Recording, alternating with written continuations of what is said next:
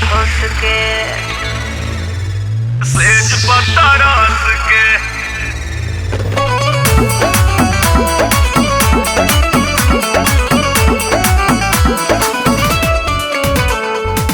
कैसन रहल तोहरा ससुरा के सफर, तू देलू पहले कि ऊ देला सफर। हटा इहे सब पूछल जाला काहे लाज लगता का? कैसन रहल तोहरा ससुरा के सफर, तू देलू पहले कि ऊ देला सफर। चुम लिया गाल हमर हंसी हंस के खोल खोल के छोड़ी तरह कर खाला पिया रोटी में तेल घसी घस के ई का कहता रू? तब तुहार रहत होई मनवा ए सोना सेज पत्ता रस के।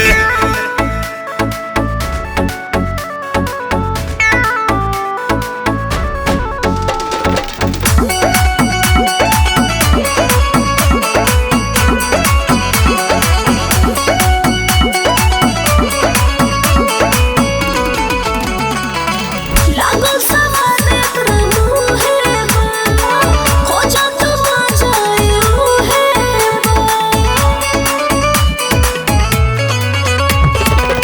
भोरे भोरे उठी मुँह धोवे कि ना हो, आ गइलू नैहर जब से सोवे कि ना हो। कोरा में धोले में कोसी कोसी के बड़ी मजा आई लू। हटा छोड़ी तारा करी खाला पियावा रोटी में तेल घसी घस के तब तुहार रहत होई मनवा ए सोना सेज पत्ता रस के।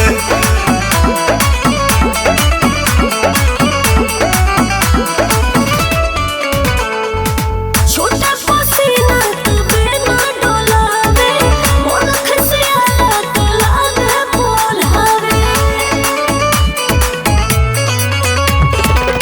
अरुण बिहारी हाल पूछला कि ना हो, प्यारे राकेश के तारुचला कि ना हो। मिले ना सवाद कहियो गन्ना के रस के सुना छोड़ी तरह करी खाला पियावा रोटी में तेल घसी घस के तब तुहार रहत होई मनवा ए सोना सेज पत्ता रस के। चुम लिया गाल हमर हंसी हंस के